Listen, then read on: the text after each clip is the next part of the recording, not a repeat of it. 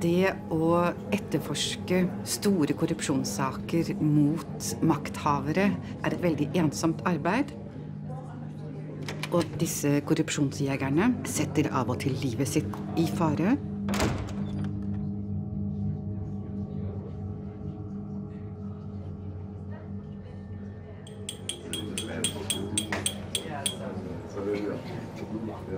Could I kindly ask people to find their places?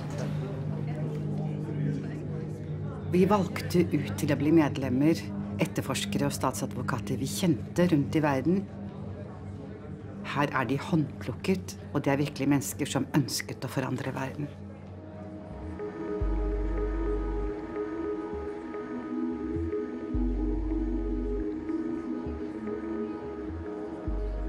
Dette initiativet, det gir effekter som kanskje ikke er målbare med vanlige instrumenter, men som jeg tror gjør veldig mye mer for kampen mot korrupsjon i verden.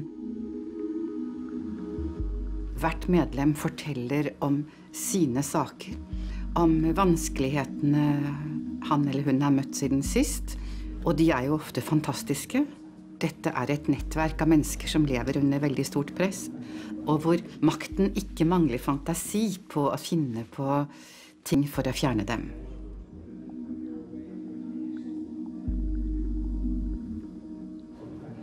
Vi ser blant etterforskerne i utviklingsland, og et eksempel som Nigeria, så har jo NUHU mistet flere etterforskere, så det er helt tydelig at det er farlig.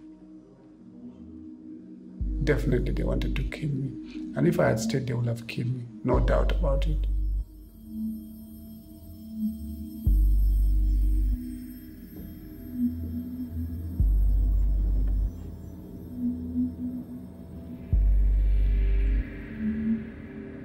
The day I left Nigeria, the night before, I was attacked for the second time. I was followed by this small little Japanese car with 4 people inside. And they came very close to my car.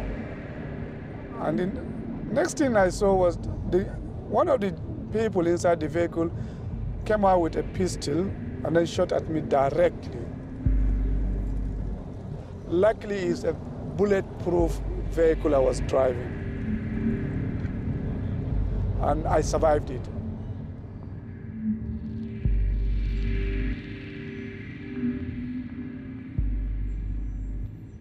Everybody was telling me, please leave, please leave. Hello?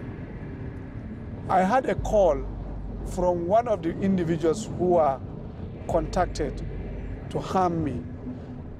And he shared with me the details of what was going on. Hello? Hello? And the next day I left Nigeria.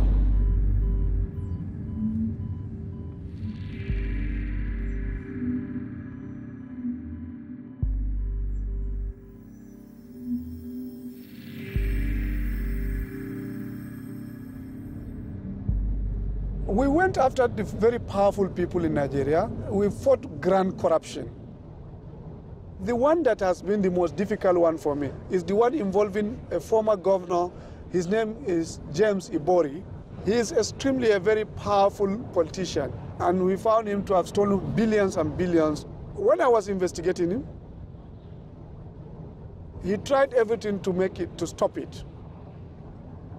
He attempted to bribe me.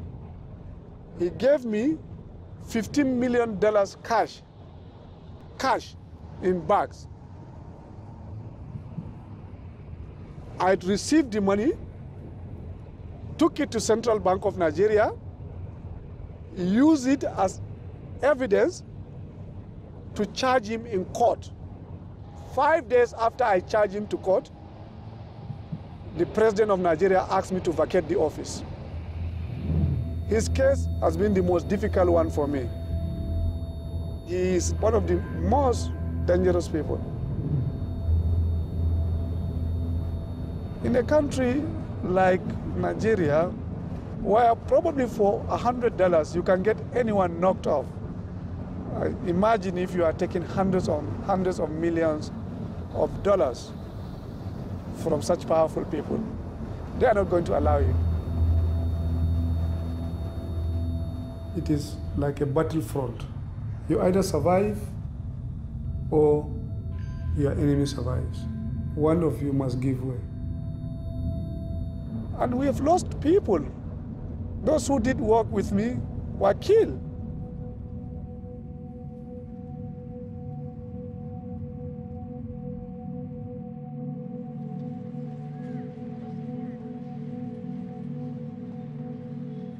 My own case was exceptional, you know, what really happened after I had issues and difficulties with the government of Nigeria.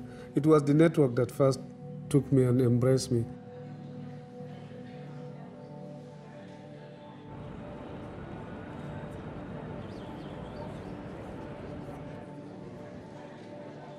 Being a member of the network while you're running an extremely difficult case is an enormous support.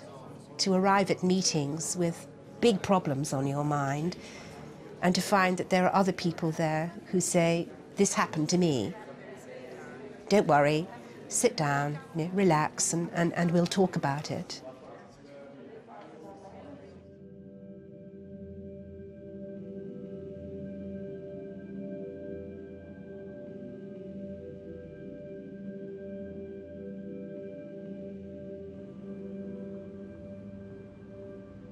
The British Aerospace case was very difficult. It was acutely disappointing for us to have to discontinue the Saudi investigation. The chief focus of the case was an allegation that British Aerospace, over a number of years, had bribed very senior members of the Saudi royal family in order to win the biggest defence contract in the world. And after about 4 years, we had no option but to discontinue the case because the Saudi government threatened to withdraw support for counter-terrorism initiatives. The risk to British lives, both in the United Kingdom and outside, the very real risk, outweighed the public interest in continuing this very important investigation.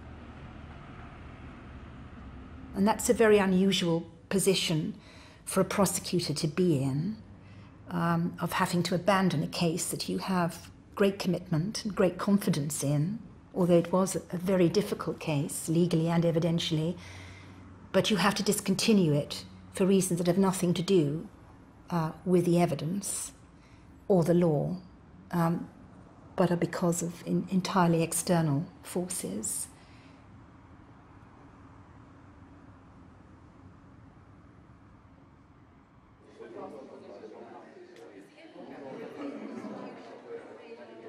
What we all live with is a high level of fear. If it's not fear about your personal safety, it's fear of taking responsibility for the risks that we take and the stakes that we play for.